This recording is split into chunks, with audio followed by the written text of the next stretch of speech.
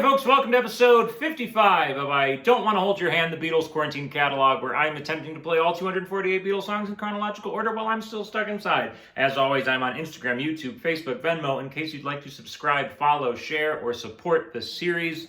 Let's talk about the Beatles. After spending the last few months recording two groundbreaking singles, one German single, touring the United States for the first time, and shattering every single record imaginable on the US charts, the Beatles, already the most popular musicians of all time, are back in the studio today, February 26, 1964, to record songs for their upcoming third album and first feature film, A Hard Day's Night. And what an album it is. A Hard Day's Night is a major step forward for the Beatles and music history, as pretty much every Beatles album is. A Hard Day's Night is the first Beatles album to feature all original tunes by the group. This shows some major confidence by the Beatles themselves, but also their manager Brian Epstein and their producer George Martin.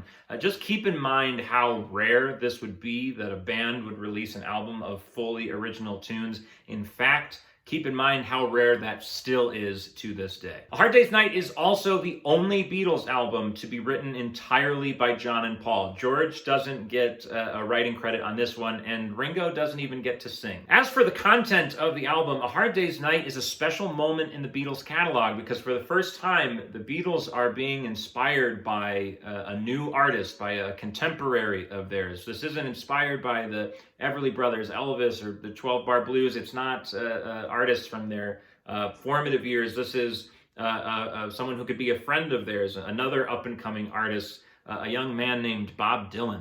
About 7 or 8 months ago, Bob Dylan had released his second studio album, The Freewheelin' Bob Dylan.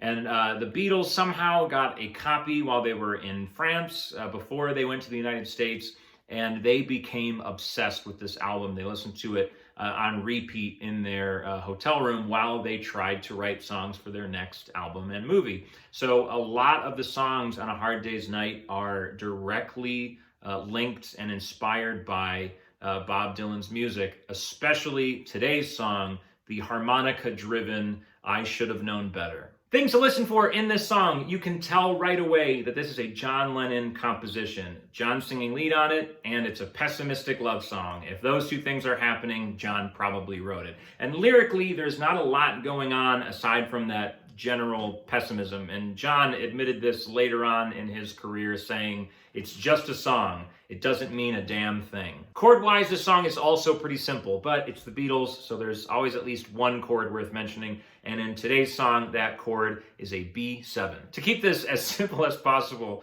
the reason a B7 is worth mentioning is a B7 doesn't belong in the key that this song is written in, because it belongs in a different key. And by using that chord, John is taking us to that different key. So what we are left with is a song with a verse in one key. I should've known better with a girl like you. And a bridge in a completely different key. That when I tell you that I love you, oh.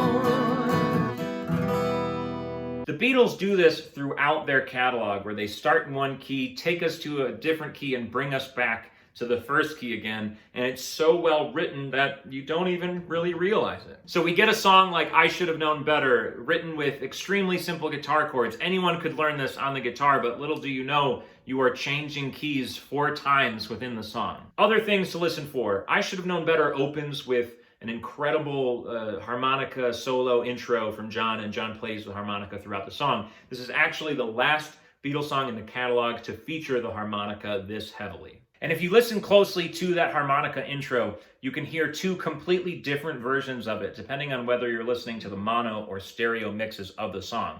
On the stereo mix, John takes a big breath in the middle of the solo. And what would a song on A Hard Day's Night be without George playing his classic Rickenbacker 12-string? A great little solo in the middle of this tune from that 12-string that ends in a classic Beatles chord.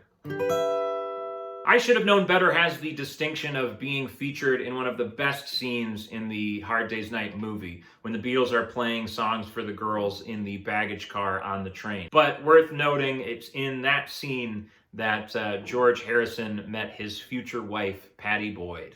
So with a little help from my friend Patrick Heisey on the acoustic guitar, bass, and harmonica, let's dive headfirst into the Beatles' third album with Beatles song number 55, I Should Have Known Better.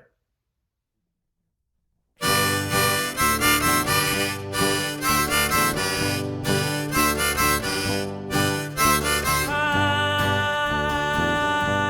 should have known better with a girl like you, that I would love everything that you do, and I do, hey, and I do.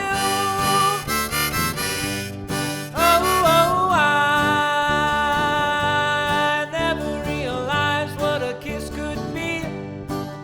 This could only happen to me. Can't you see? Can't you see that when I tell you that I love you, oh, you're gonna say you love me too.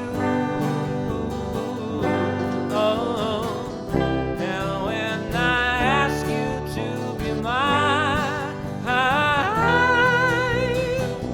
you're gonna say you love me too. So I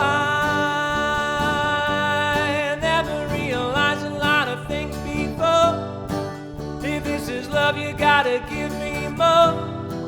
Give me more. Hey, hey, hey.